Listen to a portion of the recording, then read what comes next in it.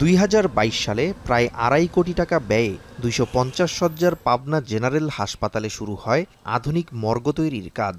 80% শেষ হলেও মামলার মারপ্যাচে প্রায় 2 বছর ধরে বন্ধ রয়েছে প্রকল্পের কাজ।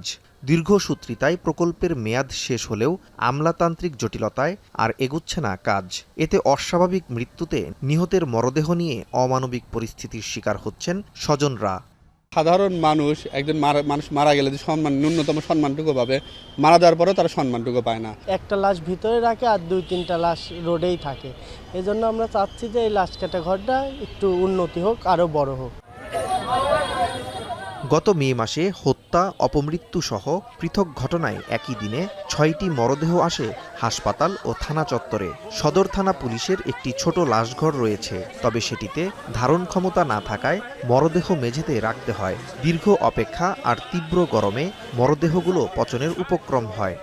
আমাদের যেভাবে একটা ব্যবস্থা এখানে করে দিতে, কিন্তু এই পরিস্থিতির ব্যবস্থা পোস্টমর্টম করা যায় না।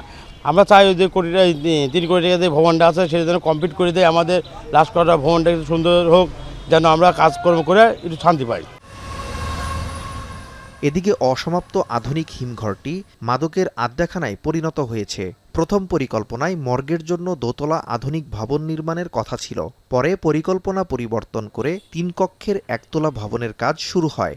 তবে মর্গ নির্মাণ নিয়ে স্থানীয় কিছু মানুষ ভুতুড়ে কাহিনী সাজিয়ে আদালতের দ্বারস্থ হয়। তখন থেকে কাজ বন্ধ হয়ে যায়। এই পরিস্থিতি থেকে পরিত্রাণ চান জেলাবাসী।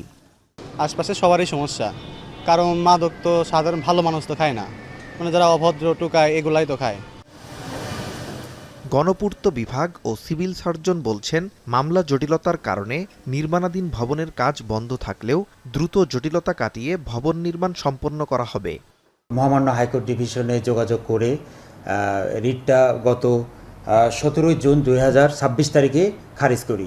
জাহাঙ্গীর হোসেনই আবার এই রিটের বিপক্ষে মহামান্য অ্যাপিলেট ডিভিশনে আবেদন করে।